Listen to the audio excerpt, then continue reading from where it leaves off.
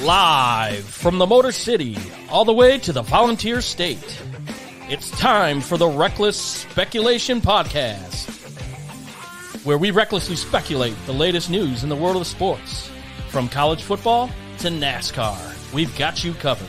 And don't forget to stick around for the world-famous Bet Your Nuts, where we will give you your best bets to make the most money. Now sit back, grab your favorite drink of choice, and join Robbie Davis, Raj Mehta, Brandon Chain, and Tom Sloan. It's showtime.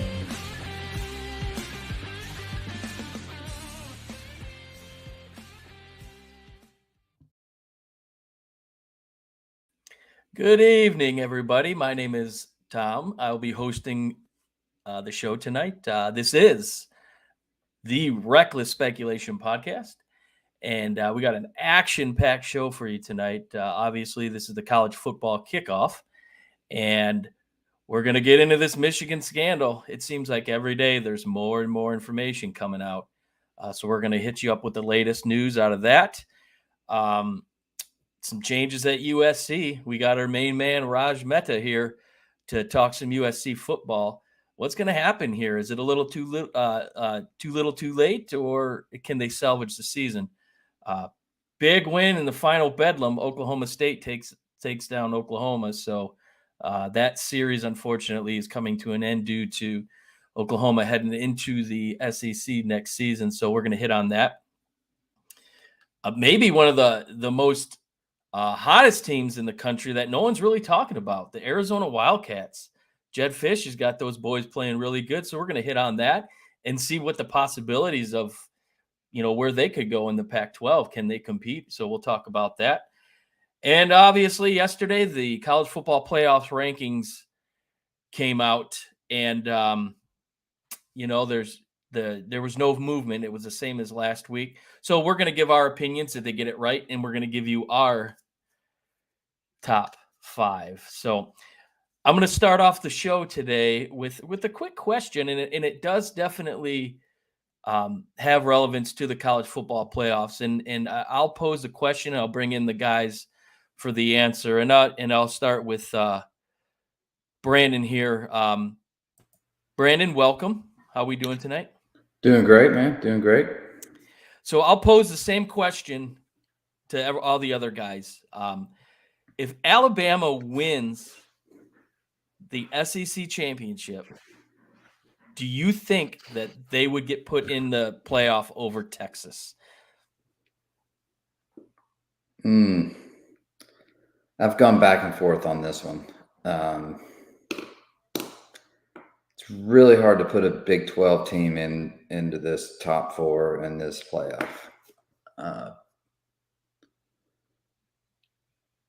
I would think the committee will somehow put them in there, because it's almost impossible to leave the SEC out of the top four in the playoffs. Like, just the revenue, the fan base, it seems asinine to me. And we all know in college, teams get better as the season goes on. So if that's the case, and you have Georgia so high up and they beat that team, like, I'm always one for, if you beat a team that's ranked in that position, you should at least take that position, right? Yeah, so, sure. I can see that. And also, when you lose matters, I think, when it comes to that. For sure. Robbie Davis, what's up, my friend? How are you? Well, hello, sir. How are you? I'm doing well, man. I'm doing fine. And I'll pose the same question for you guys. For you, Alabama wins the SEC title. Do they get put in over Texas? Yes, 100%. Well, one, because theoretically, if they win the SEC title, they have beaten Auburn, they have beaten Georgia and or Tennessee, and they've beaten Ole Miss, LSU. Yeah. And yeah, I hate to be conspiracist of this thing, but the college football playoff is not going to let the SEC champion not be in there. Mhm. They're just Totally not. agree. I agree Yep. with you on that one. Yeah, I mean, Texas can have a good year, but their win against Alabama looks great. But they lost to Oklahoma, who had lost to Oklahoma State, so their loss is going to keep looking worse. Look, you can justify like the outcome is determinative, and then they'll just justify the means of making it Sure. make sense. Yeah. But timing, like Tom said, early in the season makes a big deal, right? Yeah. So Yep. So we're gonna bring in our next host, and we're glad he made it tonight. We're happy to have him. It's been a couple shows. Where are you at? There it goes. Raj, what's up, buddy? What's happening? I got to Glad admit, you- man, when it comes to college football, I'm not my usual encyclopedic. Yes, I just said that about myself. Self-proclaimed ordinary being. I am very disenchanted with all things football, and you'll find out why. Taylor Swift reference. I like it. Drop the ball. I have no idea how that's a Taylor Swift reference, but anyways, I guess I'm okay. only Robbie would. So I'll ask you the same question. Disenchanted to meet you. If Alabama wins the SEC, are they in over Texas? They are, unfortunately. If they both continue to have one loss, I think it comes down to, well, aside from Alabama being Alabama, which we all discussed and everyone knows, it's going to come down to when the loss happened. And like you guys said, I think they'll rationalize that this was game 2 with a brand new quarterback on the road in a close game. Late score made it a 10-point game, whereas as of right now, Texas losing to OU, neutral field. But then, like Robbie said, OU's lost to Kansas and to Oklahoma State back to back. Mhm. So which loss is worse? And Sure. ironically enough, it would be hilarious, but it's happened before. And it wouldn't be hilarious or shocking, come to think of it, because that's the NCAA, a microcosm of the NCAA. For sure. The business first, Yeah. boys. It's a business first. Oh, Indeed. undoubtedly. Well, in Tom's scenario, the SEC champions is just not getting left out. They're just not. Like, not with this committee. Not with this committee. Never. So we're gonna jump right into it. Down the street from me in Ann Arbor, the scandal, the Connor Stallions gate, we'll say. There he is right there in the lower left. He's watching our podcast. He might be. If he's smart, he is. I mean, if anyone's smart, they're watching the Reckless Speculation podcast. But I mean, I like to call it a fiasco because that's what it is. That's what it's become. It's kind of embarrassing at this point. You have so many experts, so many people giving their opinions, so many unnamed sources. Who knows what to believe, who to believe, what network to believe. Says the Michigan fan. Yeah, it's crazy. It's really crazy. But the Petitti, the new commissioner of the Big Ten, I don't envy him at all. He's been on the job for 8 months, and this is probably the worst case scenario he could have been put in, right out in his first year. So he was in Ann Arbor this week and had a meeting with the university president, Santa Ono. Yes, that's right. That's his name, Santa Ono. And basically Ono said, listen, we're not going to, do anything. We're not going to agree to anything. Word on the street was Petitti was looking for 2 games suspension for Harbaugh, and Ono was like, absolutely not going to happen. Some more information, again, whether it's true or not, came out that said Ohio State and Rutgers had been working with Purdue last year, giving Michigan signs and schemes and whatnot to help them in the Big Ten championship. Of course, those allegations were refuted. Word on the street, again, who knows what's real and what's not. is Michigan has the proof, has given it to the NCAA. So we'll get into it. The schools seem like they want action taken now with Michigan, suspension. There's been calls for vacated wins, banning them from the Big Ten championship. Brandon, I'll start with you. Would a quick suspension here, would that create more of a problem? Seeing that Michigan claims that they have proof of other schools doing similar things, and would this open up kind of a Pandora's box within the conference? Two-part question. First part, this is complete bullshit. Like, I mean, you cannot, like, they're not guilty until proven innocent. Like, what are we doing here? What? That's right, Robbie. Stop checking my facts here. No, you can't be proven innocent. You're innocent to proven guilty. Yeah, well, in the social media days, you can be proven innocent also. But if you're guilty, that's what I said. You're innocent, but if you're proven guilty. But if they're claiming you guilty till proven innocent, that was correct wording, actually. Yeah, look it up. Anyway, it's a thing. it's a thing.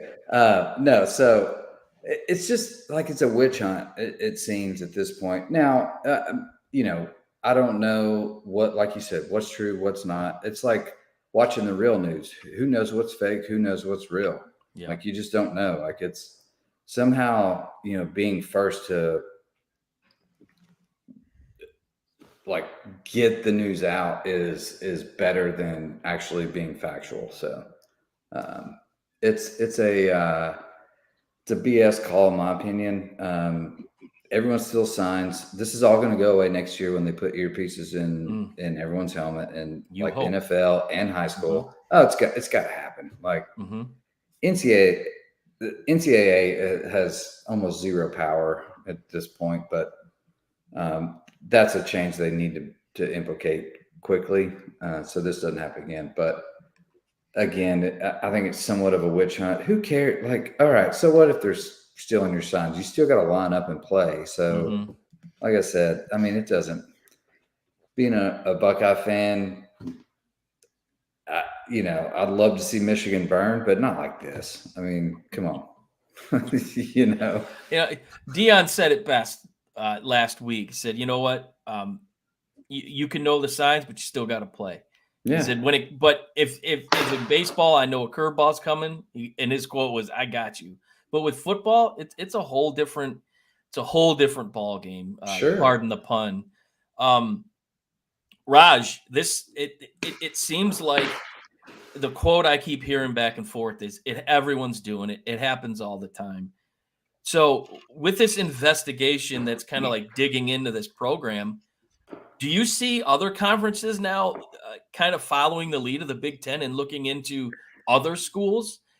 Say SEC, Georgia wants to dig in a little dirt against Alabama. I mean, is this the direction we're headed with, what we're seeing unfold with the Big Ten?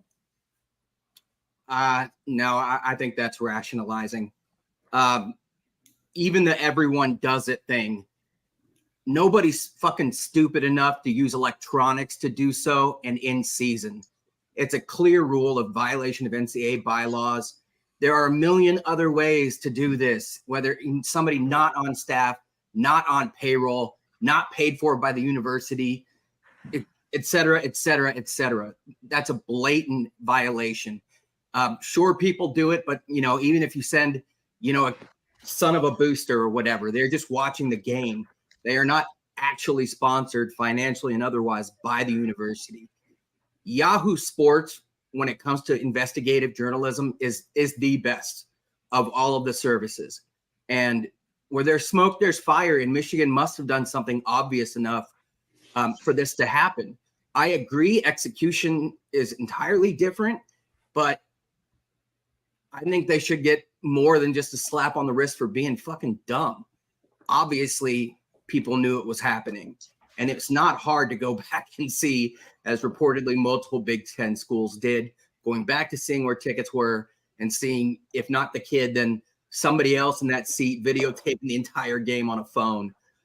So based on stupidity alone, I think they should get some kind of, the in-season punishment would be unprecedented, but I guess we'll have to see. I can't believe somebody and some that lives by the black letter law, so to speak, a hardline guy like Harbaugh, who knows pro and college, and is really brilliant, to do something so stupid. Yeah, I mean, and I'm not going to be naive to think that, he didn't know or whatnot, because who knows? He may have known. And if he did know and he was allowing it, then the punishment should definitely follow it. Something should be done with it. He says he has no knowledge. He said so officially.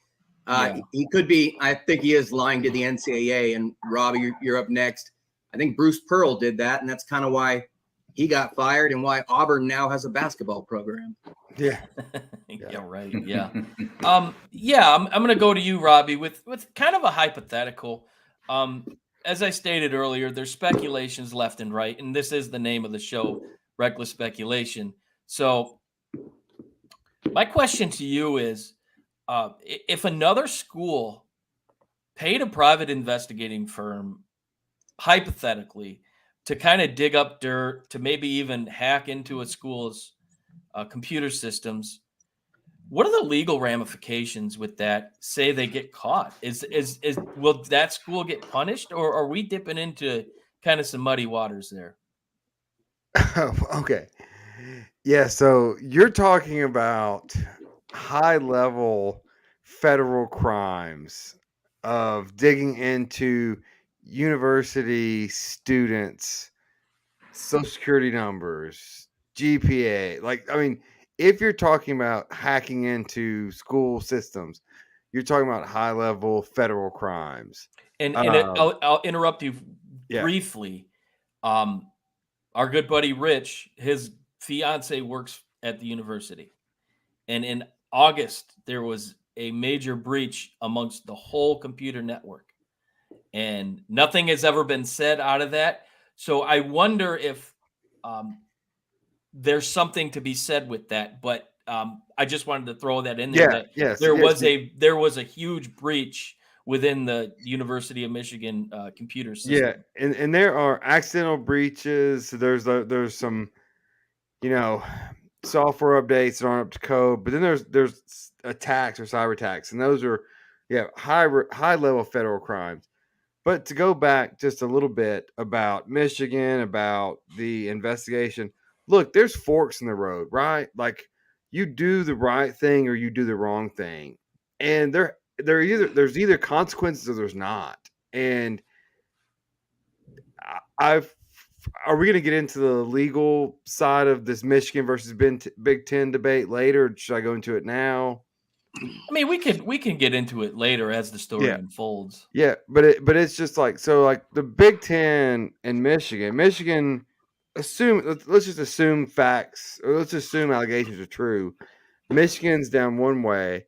The Big Ten is now pinned on what they're going to do, and then, but as your institutional members, do you want the precedent of saying, hey, punish them for allegations before the NCAA comes in? Because what happens if it's, it's not sign stealing, it's the NCAA rules are in flux anyways. But let's say it's something like grade changing, what they did at UNC. Oh, you're gonna remove them from the Big Ten championship. I mean, if I'm the Big Ten, if I'm the Big Ten, and let's say Michigan beats Ohio State, I'm saying I'm suspending Harbaugh for the Big Ten championship, knowing they're going to win anyways. And then I've checked that box against Iowa. Against Iowa, I've checked that box. Michigan still goes on, and I've just kind of made everyone a little bit happy. Yeah. Well, So right before we went on, I was on Twitter, and Michigan kind of gave their response, and it was expected. Plausible deniability. They're saving face, and you expect that they're gonna do that because they're getting raked at this point. So obviously each day there's more light, and I don't see this thing ending anytime soon. Of course, Well, Michigan has a Tom, huge. let me ask you a question real quick, because in the Michigan radio, is Michigan more worried about the Big Ten or the NCAA? I think the Big Ten, Yeah, I because would the think so too. NCAA hasn't made an effort. They haven't really said anything. But it's really hard to gauge. Local radio here we have one radio station, one sports station. In the first half of the day, they're Michigan slappies. And in the afternoon drive, it's two guys, Michigan State grads, that do nothing but bash Michigan and Detroit sports. It's ridiculous. So to get the pulse of where people are, where the fans are, I mean, it's divided, and I suppose that's to be expected. So, Well, you have your Michigan fans that are saying they didn't do anything wrong, and Michigan State fans saying they need the death penalty. I just think it's hyperbole on both sides. And I shared this with the group text today. Just did a little bit of research. I'm not a Michigan law expert, but my review of the legal system in what's the county in Ann Arbor? It's Wichita? Livingston. Washtenaw. Washtenaw. Washtenaw County. The judge that's going to handle the temporary injunctions is a Michigan grad, and then Big Ten will try to move it to federal court to get into Indianapolis, and then it will not. But long story, a bunch of legal mumbo jumbo. Long story short, it will not be resolved before the end of the year. No. And so they're talking about legal battles. It makes everything look ugly, and I don't think either side wants that. No. And interesting, there was a letter written, signed by 11 members of the Michigan House of Representatives, 9 of which were graduates of the University of Michigan, sent to Tony Petitti, basically trying to avoid any situation. It's just, to me, it's too much outside noise getting involved, and it's, the problem at hand is just we're losing it all. So we'll knock this one out real quick around the table. Brandon, do you see any punishment being handed down this year? I don't see that happening. Like, to Robbie's point, I think it's just going to be drawn up in court way too long, and you can't just go off allegations and try and punish someone mid-season or in season because of what you think happened. I mean, investigation has to play out. Now, if it's found that they were at fault and everything is true, blah, blah, blah, then yeah, throw the hammer to them, whatever. But as of now, like, there's so much BS going on. Like, just let them play football right now, and let them, whoever's investigating, let them do their thing, and then we'll figure it out at the end. But yeah, I agree. Yeah, play football right now. Raj, what's your take? Do you see a punishment being handed out this year, even before the NCAA gets involved? No, for exactly that reason, that the conference and Harbaugh's attorney, even people in the conference, have questioned the Big Ten's authority to punish him. On top of that, the NCAA, I do think they will be punished. It's a curious time, though, that with the benchmark program, sorry, Brandon, but really they are in the Big Ten. And now you have an entirely new Big Ten next year with 4 additions, and you're competing against another super conference. And you want arguably your marquee product being unable to participate. So we'll see. I do think there will be a response. I don't think this is all smoke. The extent of that response is up to the NCAA, and they were business in the end. So again, considering super conferences, this being the marquee program, along with Ohio State, that are in the top 5 every year, I think they would lose a considerable amount of money, both the Big Ten and the NCAA. But they should be punished, yes, in my opinion. Robbie, same question. Yeah, Raj just hit on it. Money in the legal field, we call it damages. If Michigan was to prevail on a lawsuit against the Big Ten for missing out on the Big Ten championship, the semifinals, and the playoffs, and that revenue, when the Big Ten is bringing in the Pac-12 teams or Pac-10, whatever they're called now, those teams, that's a lot of uncertainty that the Big Ten just doesn't want on their table. And like, yeah, you don't want that. The first year commissioner is in a bad spot. But yeah, you don't want to play stupid games and win stupid prizes. Yeah, Could be damaging. Yeah. And from what I've read, networks have already reached out to the conference. My guess it would be Fox or even NBC, about, because one of the things mentioned was a TV ban, and when you take away, your number one revenue maker from a deal that was worth billions of dollars, I think the networks would not be happy in that regard. No, not at all. Yeah, there's so many behind the scenes things that the public is unaware of that's going on. That's how these deals get done in the background. They're not going to be without a commissioner of college sports, this is how these things happen.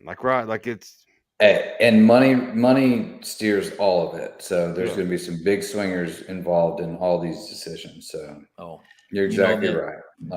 That's for sure. So I don't know about Michigan being the marquee program. They've only beat us twice in the last 15 years. Like, come on. We're the marquee program. Tennessee's won a championship since Michigan's won a championship. Talking about championships, all-time win-loss, bowl records. I hate to say it, man, but it's the maize and blue. I will stay mute on Who that invited topic. Raj? It was better without him. Hey, dude, I'm impartial, man. I am impartial. I'm kidding, dude. All right. We're going to move on to another program that, man, oh, man, has kind of gone in the wrong direction.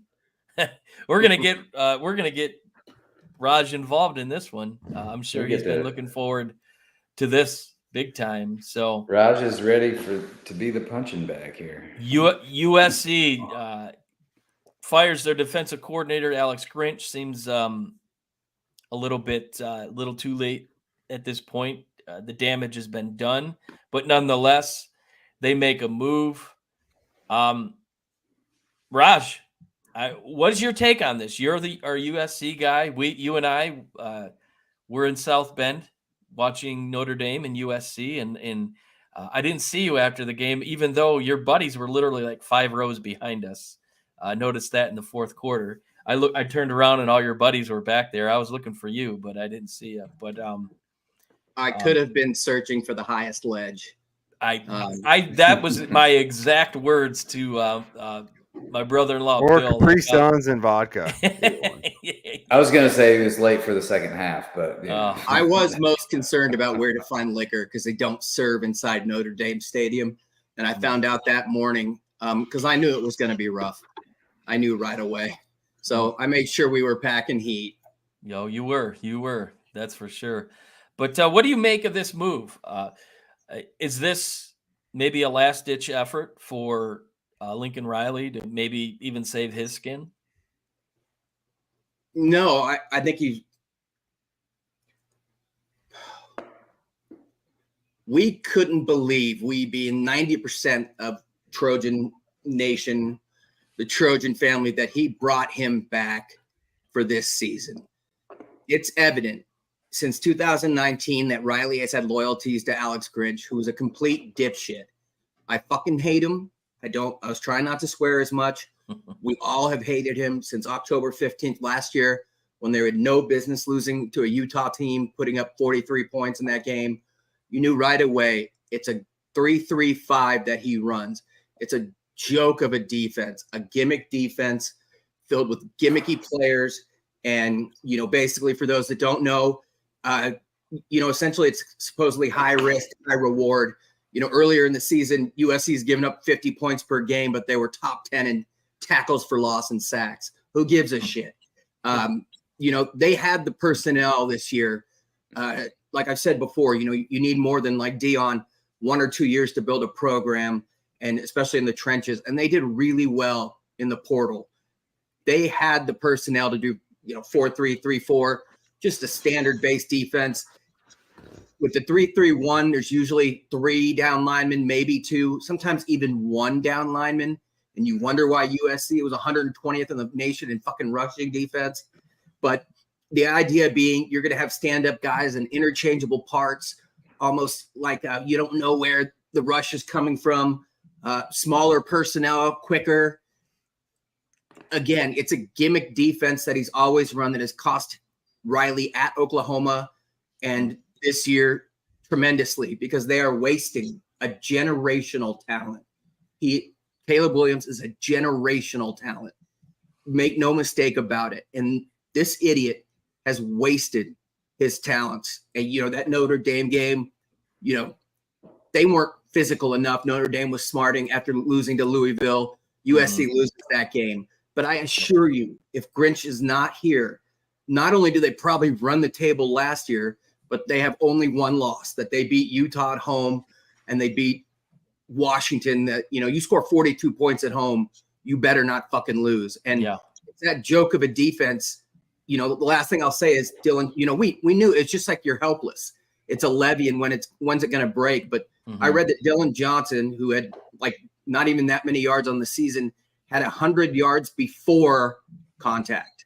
100 yards before contact. Yeah, it's a reactive that's a problem. Defense. And again, they have the personnel, and he has ruined a season. The season is fucking over. Everyone knows it. This move came about a year and a half too late. So I'm going to get into Caleb Williams here in a minute, but there's been a lot of rumors, and you know how rumors are, and this is reckless speculation, but there's been a lot of rumors of Lincoln Riley being tied to maybe going to Vegas or another NFL position. Do you think that he makes the jump to the NFL, or do you think he sticks it out with USC? USC has a lot invested in him, and I couldn't imagine him leaving. I certainly don't think they're going to fire him, but do you see him being the coach of the future at your program?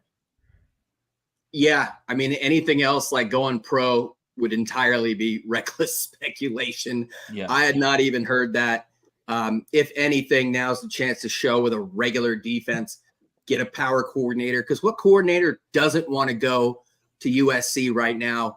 And, you got nothing to lose. There's only one way to go, and that's up. They're going to get a power name. And again, the only sad part being Caleb Williams will be gone unless a miracle occurs. But no, Lincoln Riley loves LA. LA loves him.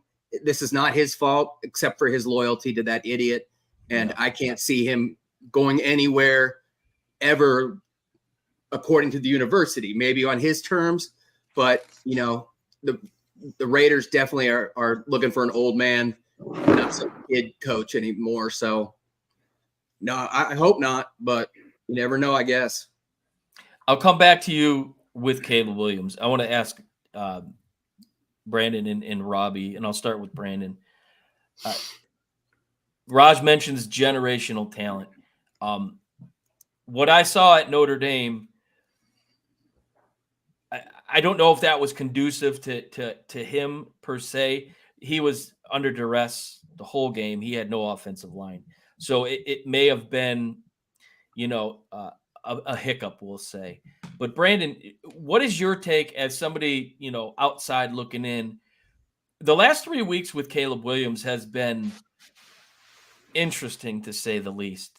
His emotions getting the best of him. What is your take on his abilities and where he might end up? Athletically, he's, I mean, top notch for sure. We all can see that. I mean, just from the eye test. Decision making has been somewhat questionable in the last few games. Notre Dame game for sure, and everyone deserves. You have bad games, you have bad days. Mhm. Everyone does. You see all these pros, Mahomes, Allen, Burrow, all these guys. They all have bad days, and that happens. Um, to I just haven't yet this season like seen him really take the team on his back and propel that win. Now maybe that is lost in me because the defense has been so bad lately. Yeah. And maybe he was in that direction and just needed a couple more stops. So it's I still think he is a phenomenal quarterback, phenomenal player. I don't think he's going to win the Heisman again because of all the stuff surrounding him and what's going on. But still, I mean, like Raj said, I mean, a generational talent for sure in the right system, in the right place. I mean, this dude can flourish in the NFL. Yeah. Robbie, I mentioned maybe his emotions and he's a different cat. He paints his nails and he does that as an homage to his mother. And I can respect that. I know he's taken a lot of heat for that. There's been a lot of sports talking heads that have given him a lot of flack about painting his nails. And you know what? The guy does it. He has a reason. He has a why, and it's nobody else's business. But do you think that comes into play when you're dealing with somebody, high profile athlete? Do you think maybe some of that outside noise can affect a performance? And obviously the last 3 weeks, a lot of outside noise has gotten in the way of how big of a talent he is. Does it get in the way of a player? I don't think so. I think that you're confident enough to do that, and you believe in yourself, and you're rolling with that in your own mind. Now, to expand on that, does it matter to the NFL owners? Yes, I do think it does. Now, for better or worse, obviously, I think for worse, but they look, let's be honest. The NFL is 32 owners that are rich white males that don't like controversy, they don't like nail painting, they don't like Allen Iverson type people, like they don't like that. I think Caleb Williams' biggest problem though is like I like the emotion. I'm an emotional person. I get I want I want it to hurt when you lose. Whether you cry in the locker room or you crying with your parents or you cry with your teammates, I don't think it matters. I mean, I want it to be emotional.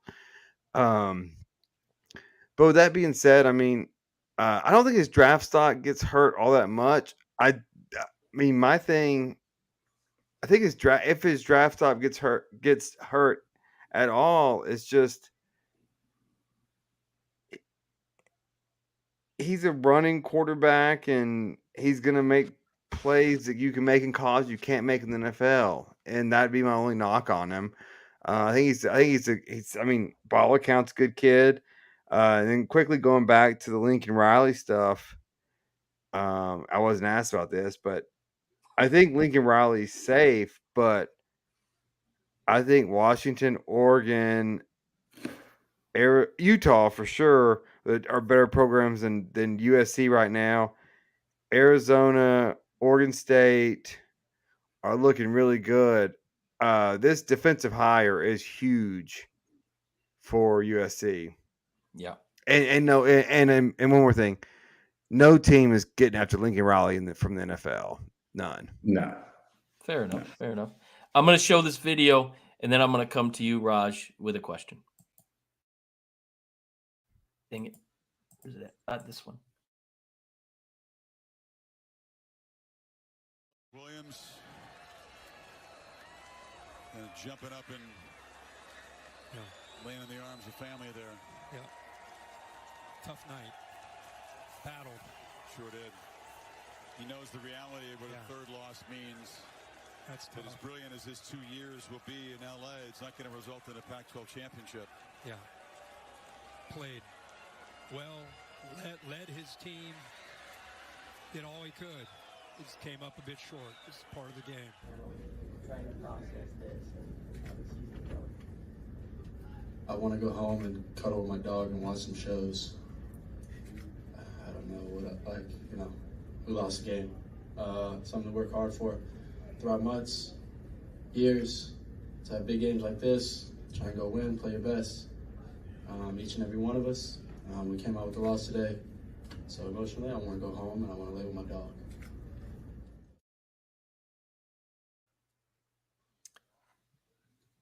That's emotions that you really don't see with a lot of athletes today. With the way social media is, the way sports talk radio and podcasting is, these kids get eaten alive. And like I said earlier, he's really been taking a lot of heat for essentially wearing his emotions on his sleeve.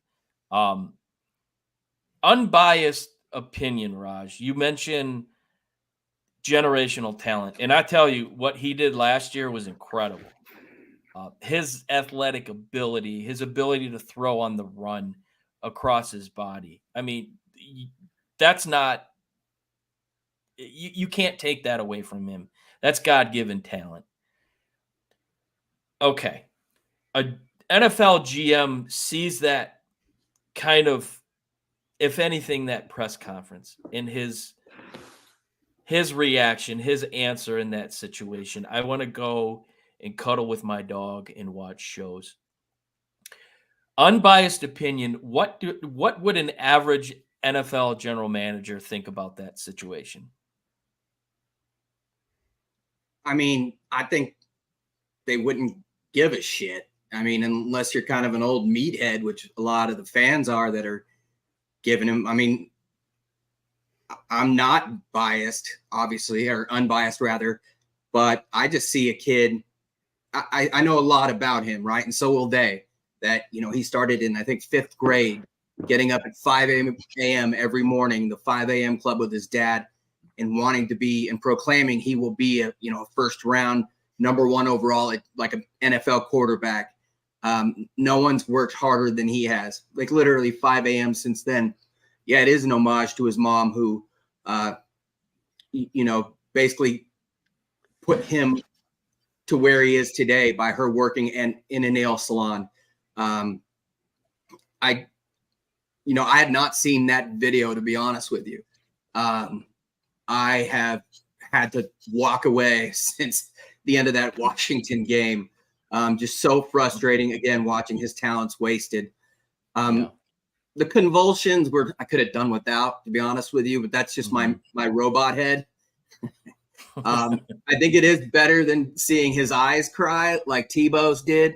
But in the end, Tim Tebow was a first-round draft pick, and Caleb Williams is 100 times that. And I think real people will know that he put so much into this. If you go back to his days at OU, uprooting his entire family, all the sacrifices made, a program coming, from nothing. He didn't know what he was getting into. A leader from day one, obviously, a guy who doesn't sleep, who just everything football. And I think it obviously just all poured out because he knew the season's fucking over. It's done. You don't, it's your 3rd loss. It's a team. They know they could have beat Washington. They knew they would have and should have beat Washington. And he did every single thing he could and has done so. And with a shitty offensive line and a shitty defense, in spite of that, he's done so much.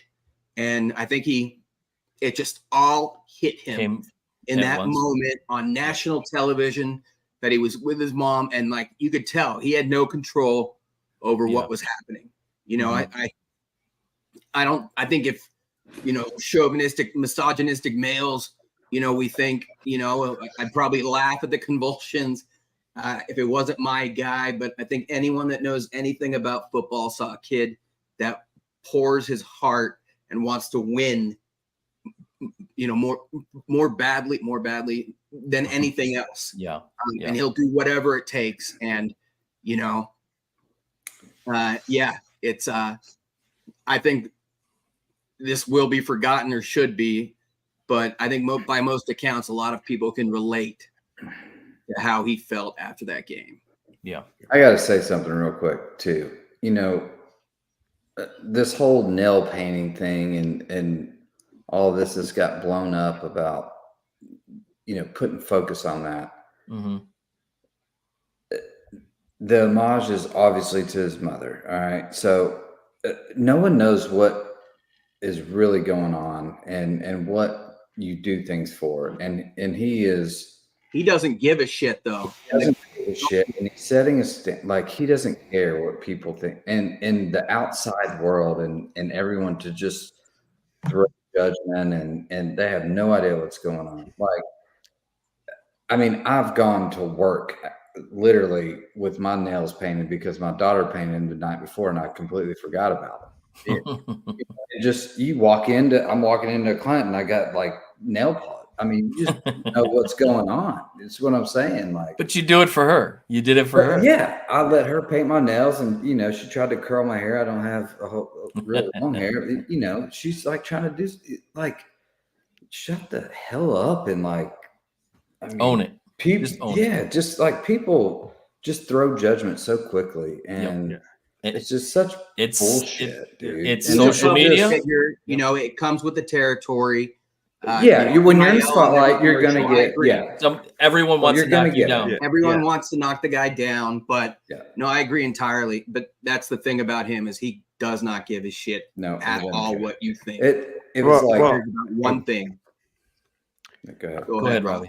Oh yeah, I will say though, if I'm a GM and I'm looking at Caleb Williams, I do have to call him in, and all I have to do, I do have to talk to him about what does it feel like to lose, and because how do you handle that wherever he goes. Because he's going to be NFL losing. is not high school; it is not college. You will have, especially if you're Bryce number one draft pick, you may be 3-15 or 3-14. So you have to be able to handle to lose like that. That's my concern. I don't care about the fingernail painting. Yeah, I don't care about. But you also, I would rather see someone show the emotions.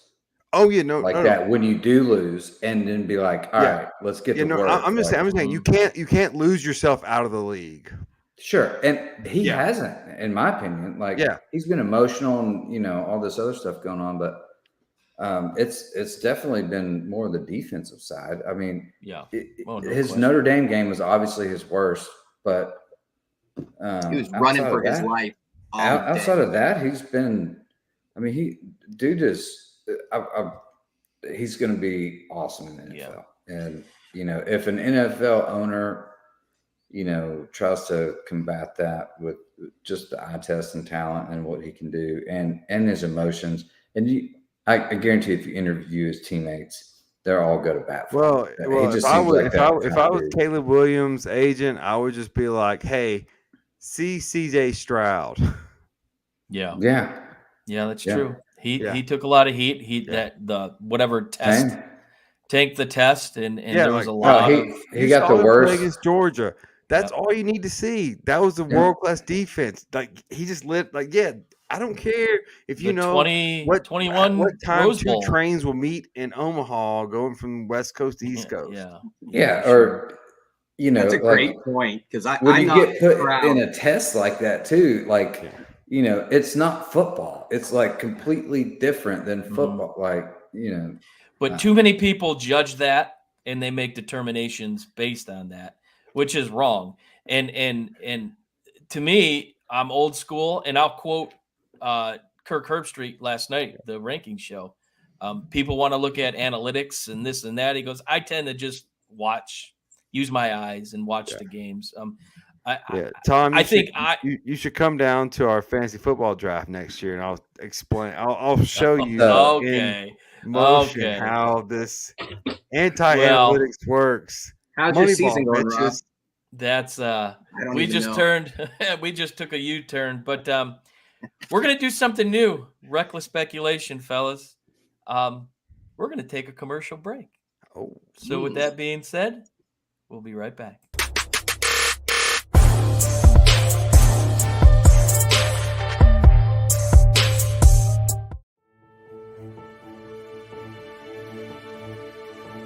Have you or someone you know been involved in an accident, is about to go through a divorce, or needs to file bankruptcy?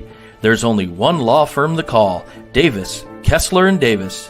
Whether in Chattanooga, Winchester, or anywhere else in the volunteer state, they are the preferred law firm that gets results. Call them today at 423-267-7000 or visit them online at daviskessler.com. Are you thinking of building your dream house, or maybe remodeling your existing residence? Look no further than C&W Construction. They are the premier home construction company in the greater Nashville area. Whether a new build or backyard oasis, they can get it done. Become the envy of all your friends and neighbors. Call C&W Construction at 931-636-3535 and get started today.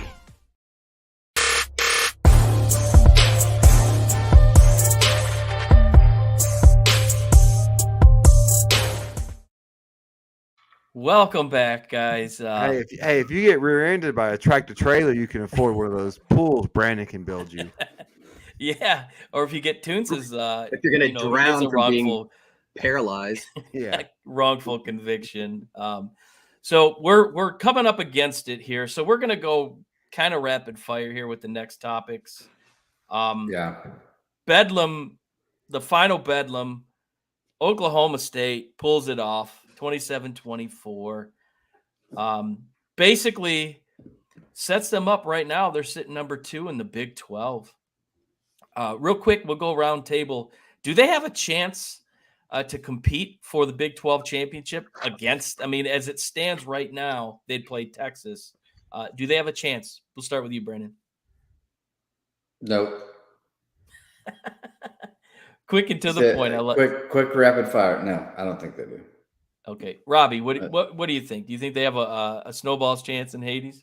Yeah, they're gonna beat Texas and they'll do a rematch and see who wins that game. Yes. Ooh. Well, that would definitely put some intrigue into it. You talking about Oklahoma State? Oklahoma State's gonna beat Texas. Ooh, that's a good speculation. And Raj is shaking his head in agreement. What is your take? I think anytime you got a kid that right now is my Heisman winner in Ollie Gordon, you've got a chance. This is a kid who's averaged 186 yards over his last 5-6 games. He gets stronger as the game goes on. He is a prototypical monstrous running back, averaging 7 yards per carry over that 5-6 games. He had a last 6 games, 1,115 yards in 6 games. Already, exactly. Already at 12-24, 12 TDs on the ground. He's averaging 7 yards per touch. And this is a big back in a big conference.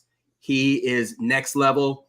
As long as Bowman doesn't make mistakes like he did against OU, he didn't throw for any touchdowns, but he doesn't have to throw for any picks either. They got a shot with that team and that defense, and they're getting better. So, with Ollie Gordon, I think you have a shot to beat anyone. Perfect. And I just put the graphic up. Bedlam, 1904 was the first game. Oklahoma State with a 91-19-7 series win. It's a shame, and this is kind of the byproduct of conference expansion. I do see. I would expect sometime down the road they would, kind of reignite that rivalry. I'm sure that both fan bases would be ripe for that. So that'll be something to look forward to. And another team that's right now is definitely not being talked about enough. Jed Finch, a former Michigan offensive coordinator, ironically enough, he's got that team playing really, really well. 3 straight top 20 wins. They had the bye week last week. Raj, I'll start with you. You're our Pac-12 guy.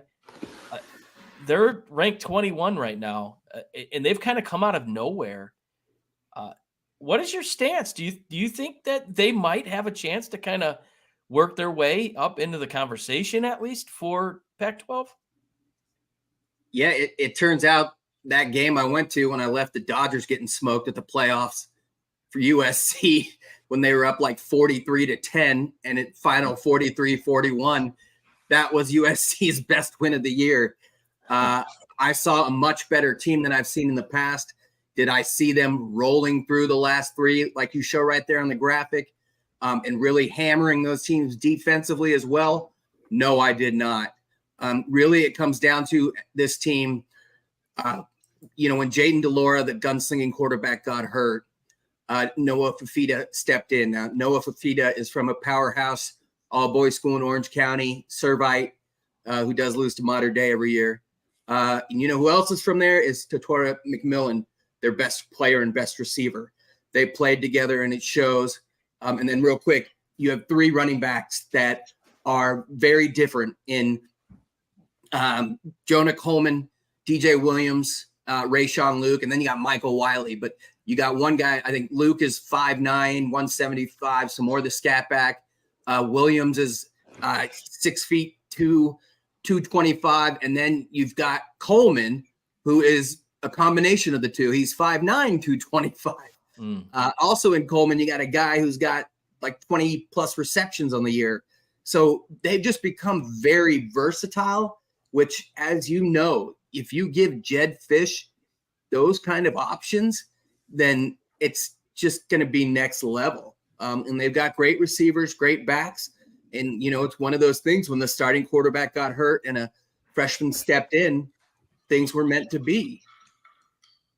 Yeah, they're sitting in 4th place overall in the Pac-12. Yeah, they can win it. Half game behind USC, but it's been exciting. It's been really exciting to see. They've been the highlight of Pac-12 after dark. 2 of those 3 wins. It's midnight, and what else is there to do but watch some Pac-12 football? And man, it's been fun. So we're gonna keep next year. Just get me to next year right now. If I could hit a fast forward button, fuck this shit. For sure. So we're gonna move on. And talk about the college football playoff rankings that came out yesterday. Like I said at the show start, no changes, which I have to admit, I'm really surprised. I thought for sure 1 and 2 would be kind of flip-flopped. It sounds like the committee really is holding on to Ohio State's resume as their reasons for number 1. But again, Ohio State number 1, Georgia 2, Michigan 3, and Florida State 5. Brandon, I'm going to start with you. What's your take, and do you agree with what we're looking at right here?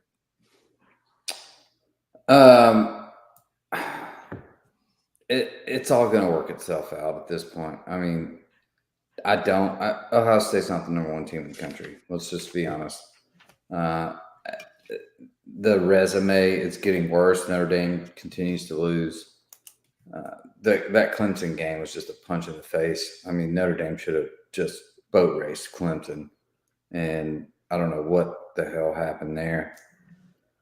But that being said, like I said, I mean, top 4 are probably right. I'm fine with the top 4. You can interchange them a little bit here and there. It's all going to work itself out. And, this is just a formality at this point. I hate being up on the top. I'd rather be chasing. But, it is what it is. Ohio State, did we win convincingly over the Rutgers? Absolutely not. Did we cover? Absolutely we did. The spread was 18.5. We won by 19. Okay, yeah, we were down the first half. So goes Ohio State. Typical, playing a shitty team. We played down, and we played terrible. But still, offensive line looks like shit. McCord is sketchy, and I'm really worried about our offense, which is surprising because we have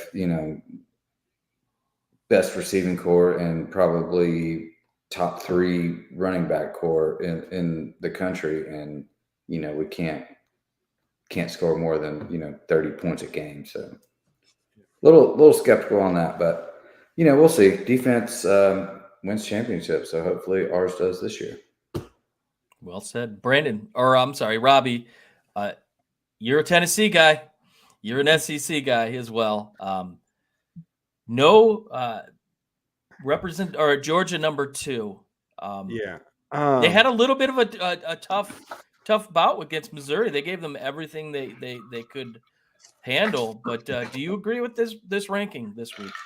I mean, agree, disagree, it doesn't really matter. This just shows that this is just a waste of time, right? Mhm. Like It's a TV show. It's a TV show. It Penn is. State, It's ratings. like let's just go through a little bit, just a small bit of logic, if you will. Penn State's worst loss is to number 1 Ohio State. They're at 10, but they're behind Alabama, whose worst loss is to Texas. But Texas is ahead of Alabama and Penn State, who lost to Oklahoma, who's lost twice. And then Ole Miss, who lost to Alabama. Like, there's no GD. There's no formula for this. Yeah. So it's just, and so like they didn't re-rank these teams this week. They just filled the same formula. Yeah. These I get it. It's entertainment, but as far as caring about it, it's really freaking stupid. It all works itself out, and it's a formality. Like, fill out the ballot, So if Penn let's go play State, golf. if Penn State beats Michigan this weekend, how do they jump ahead of Oregon? They can't, right? They won't. Or How Texas. come- So it will work itself out. But the only question I have is, why is Florida State ahead of Washington? Yeah, that blows my mind. That blows my Oregon, mind, for that too. matter. They beat Oregon. They won at Arizona, who we just because talked it's a about. different They conference, won at and they're USC. leading conference, and blah blah blah. They want all eyes. It's just all money. It's a money formality. So I agree Washington with would wax. it's Florida never State. the best team. Oregon would wax Florida State. Not Oregon at this and Washington point. would wax Texas. Yes, there's not a Big 12 team that can play in this the top 4. I'll go back to what Herb Street said last night. If Ohio State goes into Ann Arbor and beats Michigan, then absolutely they're the best team in the country. So I don't think these are just talking points. And like you said, Robbie, it's a TV show. Up until the final week, we really don't know. Real quick, Tom. Can Ole Miss get in the playoff? If they run the table, they beat Georgia this weekend. 1 loss. They're second place in the Western Division. Yes, they do. Because you said it earlier. There's no way an SEC champion is not going to be represented. Ole Miss, though, they wouldn't play in the championship. They'd be a 1 loss. With that one loss being at Alabama in a close game. Yes. If Alabama wins, if they beat Georgia, and then Georgia beats Alabama, can Ole Miss get in? That's going to would bring a whole lot of chaos at the end of the year to determine fitting chaos for the final 4 seed playoff here. So Raj, real quick, we'll start with you. Give me your top 5. I wasn't ready for that. I am not a believer in Florida State, so we're just going off who we think are the 5 best teams and not based on rankings and shit. Just your eyeballs and your what you've seen. Georgia, Michigan, Ohio State, Washington, Oregon, with Alabama right there as well. And I don't know if I could put Washington at 2, and I don't think many people would argue. Yeah. No, the top 4 are interchangeable at this point. I mean, you can, they'll play themselves out. Who are you going with, Brandon? I got Michigan, Georgia, Ohio State, Washington, Oregon, Florida State. That's 6. Sorry. All right, I got Georgia, Oregon, Washington, Michigan, and Bama. Ooh, mixed it up a little bit. I like Georgia. I think what they've been able to do after Brock Bowers gets hurt, it's kind of shocking. I think a lot of us here in this room thought that their offense would kind of suffer a little bit, but they've been able to really keep the ball rolling. Oh, great. There's thunder. Who'd have thought mid-November and we're getting a thunderstorm in Michigan? God hope I don't lose power. But It's anyways. hot as hell here. It's like 82 degrees. It's 43 here. Oh. So we'll go Georgia, Michigan, Ohio State, Washington, and Oregon. And I think Oregon could be number 1 at this point. What they've been doing as of late, what they did to you, I'll come back to it. What they did to Utah at Utah was impressive. So Surgical. And it's very likely that, you'd see Washington, Oregon in the championship, and Oregon just boat races Washington. Yeah. Who wouldn't be fired up to watch that game again? Oh, I mean, God. Unbelievable. Unbelievable. So the Pac-12 championship, is it a home field or is it back in San Francisco? It's home field, I think. Home field. So it'd be back in Washington. Okay. Boy. Up. And man, that game was memorable, and it'll be fun to watch that again. So boys, my money's on Oregon, not that game. Yeah, mine too. Fellas, are you ready? I'm ready to get people rich. Let's do it. It's time for Bet Your Nuts.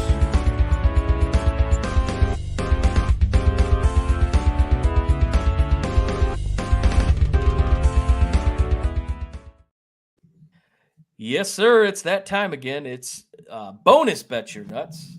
We're going to give you 6 matchups for this week, and good lineup. Pretty good games this week in college. And we're going to start with the boys in blue. Michigan going to Happy Valley, giving Penn State 4.5 points.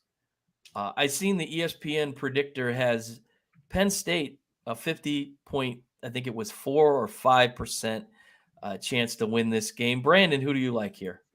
Is this a whiteout? Is it a night game? It is a noon kick. And it is a whiteout, but it's a noon kick. Such complete bullshit. Typical Big Ten. What do they do? This is the Fox. I know. And then they got Ohio State, Michigan State playing at 6:30. 7:30. Yeah. Well, 6:30 my time. But who wants to watch that shit? Yeah. Nobody. USC at Colorado at 11 a.m. Michigan rolls here. I mean, give me them all. 4.5. Are you kidding me? Yeah. Penn State's terrible. Robbie. I wouldn't trust James Franklin to babysit my dog. I'm going the Wolverines also. 3-16 career against top 10 teams. Raj. Oh, Michigan. And I will pick Michigan as well. I think they have a chip on their shoulders, and they're playing for Coach Harbaugh. James Franklin is the most overrated coach in the whole sport, I think. He's just a big turd. Big turd. Awful. Heading down to Lexington, Kentucky, the Roll Tide, Alabama, giving UK 10.5. Noon kick on Saturday. Raj, we'll start with you. Don't question Saban in November. Whatever it is, Alabama. Robbie. Ditto. Yeah. Brandon. Man, I wanted to be so different here. Alabama. Yeah, I think they're rolling. And Saban knows how to pull the right strings and push the right buttons at the right time. If he wins this year, he's retiring though. He knows how to steal the right signs. Yeah, right. Yeah, right. I saw somebody. I don't know if it was a joke or not, but somebody said he'll go to Texas A&M. I can't imagine that happening. But we're going to talk about the aforementioned Washington Huskies, the Utes of Utah, heading into Seattle. Washington giving 8.5 points. 3:30 kick Eastern Standard Time. I'll go first on this one. I think Washington can feel Oregon nipping at their heels, and they hear everything. And this is a game where Penix really needs to step up. He hasn't had a Penix-like game his last couple weeks. I think coming home helps him. 8.5. I will take the Huskies. Brandon. Yeah, this is a 14 to 17 point game in my eyes. Give me Washington all day. Robbie Davis. Give me Utah. And there's been rumors of A&M talking to Josh Heupel behind the scenes. I don't think he leaves for A&M though. But Raj, interesting. Yeah, backup quarterback. They may as well redshirt homeboy at this point. I can't even think, and I know that team in and out. But at Seattle, rainy November, Huskies. Yep. Look out for Notre Dame coming in and taking Utah's quarterback in the portal. I wouldn't be surprised if he jumps in to Cam do Rising. Cam Rising, yeah. Does he have the hair that Hartman does? I don't think he's got longer hair. He's got longer hair. Okay. Yeah. He's Hartman a better has leader, that's for sure. Hartman has more of a Italian stallion look, and Cam Rising looks like he just likes to drink beer. But all right, Robbie, we got your Volunteers heading into Missouri. This could possibly be the game of the weekend. Tennessee giving 3:30 kick. We'll go you last, Robbie. I want to get your take. Raj, we'll start with you on this one. So we're doing I just don't trust Joe on the road. Give me the home team. Brandon. Missouri. Yep, I agree. I think what we saw with Missouri in Athens last week, I mean, they played a hell of a first three quarters. That's a scrappy team. I like the Tigers here. Robbie, what do you think? Well, as usual, you guys are dum-dums. Schedule matters, guys. Tennessee just played UConn at home. Missouri's played Georgia on the road. They're beat up. Even going home, Missouri crowd sucks. It's a Vanderbilt plus crowd. Not a big deal. Pricing a home game for the Vols. Vols get this, man. This is easy. Sets up. Ole Miss is going to be. Well, I won't. Spoiler alert. Yeah. Okay. Yeah, Missouri. Tennessee's going to beat Missouri, is what you're going to say? Yeah. This is his closing statement. The whole, you can make it work either way kind of deal. I like that. All right. Well, Missouri also has the best kicker in the country, so that could come into play. God. Ole Miss heading down to Athens. Georgia giving 10.5 points. This is a make or break, I think, for both schools here. Brandon, who do you like in this one? I think Ole Miss is better than Missouri, and we saw that game. Give me Missouri to cover here. I think Georgia wins, but I like Ole Miss to cover. Robbie, I said Missouri. I'm waiting with bated breath your commentary here. Yeah. So this is the thing. So rarely do you get a chance to go through the Saban Smart defense twice in a season. Lane Kiffin gets to do that. Lane Kiffin, he's a jackass. I'm not a Lane Kiffin hater. I don't mind. Hey, go to your dream job. That's fine. I don't mind what he did. He's a brilliant mind offensively. This is the second time in like 3 weeks going against this Saban Smart defense. I think he finally breaks through. I got Ole Miss winning and covering. Ooh, interesting. Ooh. Is that the Vols' path to the SEC championship here? That's what he's foreshadowing. Yeah, I see it. I already see that. Hashtag homerism. Georgia. So let's put a buyer's warning sign on that before we bet. Warning. Items may be closer than they appear. Yeah, for sure. Let's Raj, let's advise you will. save us here, Raj. I don't question Kirby Smart in November. Take Georgia. Yeah, Lane Kiffin reminds me a lot of James Franklin. When it matters most, he kind of, shits the bed. Although 11 seems really high to me. So I think they cover, but Georgia's going to come out on top. So give me Ole Miss to cover. A fumble here or there, you got money line, kids. Yeah, there you go. There you go. So we got SC heading into Oregon, 16.5. You got 14.5 in that sheet. This is a big number with an explosive offense that SC has that we talked about earlier. So I'll go to you last, Raj. So we'll start with Brandon. You know what? You know what, Brandon? Yeah. I absolutely put the wrong number there. It is minus 14.5. That's my fault. That's my fault on the graphic. Oh, yep. It's like that changes things. Yeah, it is 14. That's still a big number. Yeah. It is a big number, but so my apologies on the graphic. It is 14. Oh, you're good. You're good. All right, so Oregon's gonna win this game. By how much? I don't know. 14.5 seems like a big number. 16.5 was for sure USC. I mean, I could see that touchdown, kind of swing, but just because their defense is in disarray now. They just fired their D coordinator. They know the season's over. I mean, how much more does Caleb Williams have to give in this season? And I mean, I think he's a stand-up dude. He's going to try and give it all. I still like Oregon here, man. I like Oregon to cover the points. They're a high-powered offense, and, man, they score a lot of points quickly. So, I mean, give me Oregon here. Robbie. Yeah. Oregon's going to boat race them. Defense already sucks.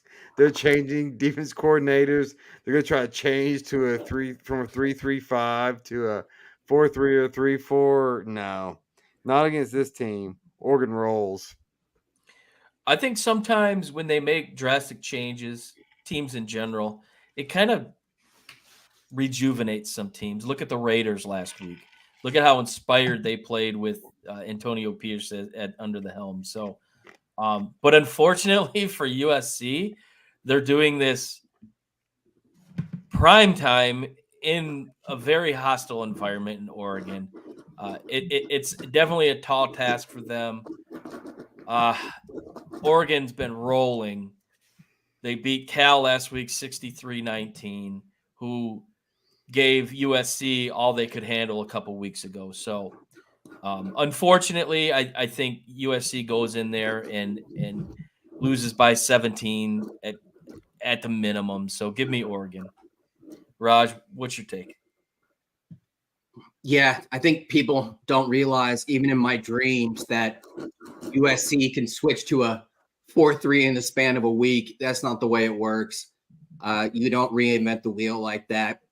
Plus, they're using co-defensive coordinators. One of them is Brian Odom, linebackers coach, who's worked under Grinch for a few years. The other one's Sean Nua, who is an outstanding coach. But, I think they'll be safer in their calls and their base D is not trying to be so tricky. But at Oregon, who has a very understated and excellent defense this year, excellent against the run, just much better and more sound defensively than years past, even though they're missing some headline players. So I'm going to take USC just to be different.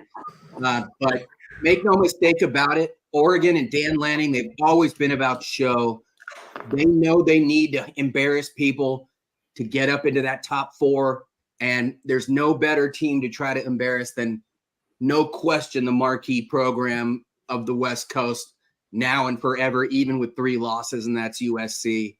So I'm taking USC knowing that I'm going to lose because I think Oregon's going to try to do everything they can. And this being a night game, it's just like, Yeah.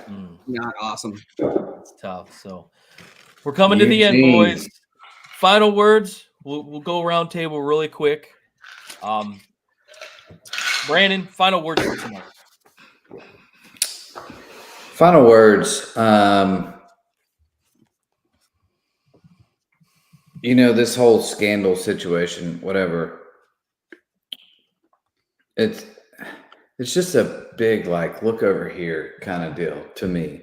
I know there's something, obviously there's smoke, there's fire, there's something going on, but it shouldn't happen this season. I mean, you can't take away what Michigan is doing in their season. Like I said, line up, play ball. Doesn't matter if you know the call or not, but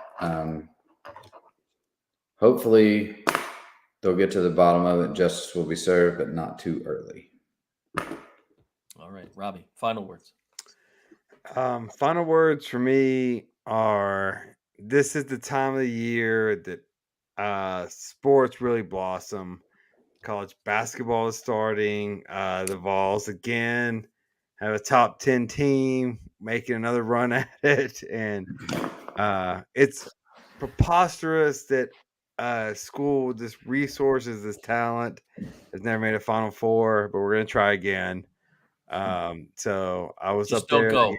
I was up the Just game. don't go to New York in the tournament. Yeah, I was up the game. I was up the game Friday. We looked really good. We play at Wisconsin this Friday. Just really excited about college basketball getting started again. Really, very good, very good. Raj, final words. Yeah, Rob and I knew we'd be stealing each other's thunder.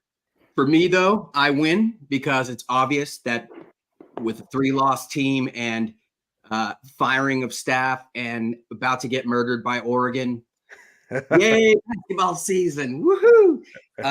I'm stoked on our backcourt, man. Isaiah Collier, the #1 recruit overall. If you haven't seen him, watch him. He's sensational. Just plays downhill, big guard, such a soft, effortless touch with the basketball. And Boogie Ellis, a knockdown shooter. So, like Robbie, we've got some top 10 expectations, and it's going to hurt even more when we get bounced in the second round. Yeah, and so people who are new to this podcast is nerdy.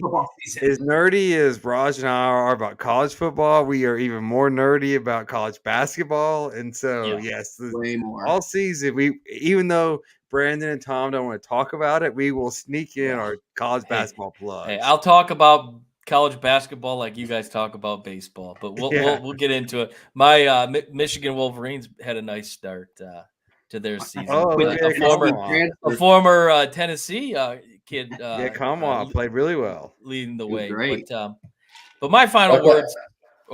Brandon, you got something? No, you guys won too, boys. I did pay attention. I think we played like Akron or somebody. Yeah, it was close. I think 79-76 or something. But hey, we won.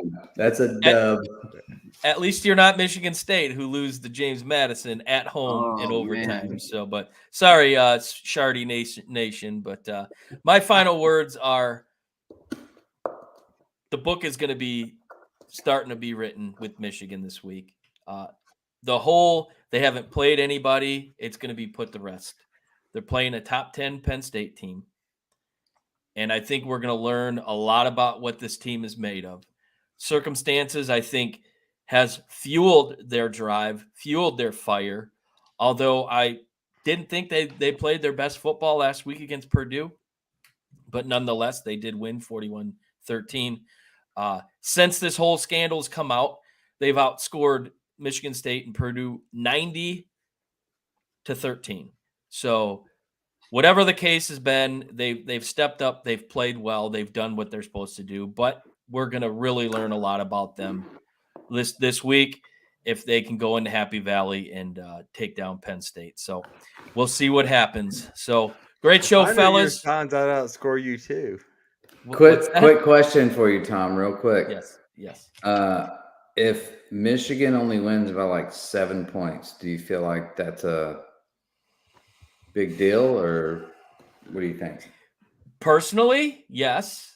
But when you look at the spreads, 4.5, I think it'll drop I think it'll probably start it.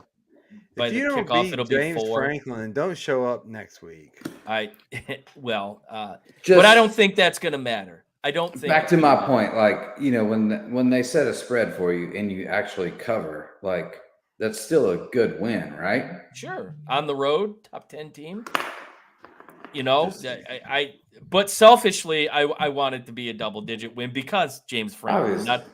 not a fan, and I think it'll help their cause a little bit more the more they win. So we'll see. Well, good show. Hope you guys Yep. lose. But anyway. As always, hey, look, fellas, I got the right graphic look there at that. for Twitter there, or I'm sorry, for X. So go Oh. follow all the socials. You see the names, you see the call, the handle. So go give us a follow, like, subscribe. It really does help out our cause. It gives us a better reach. So we definitely appreciate that.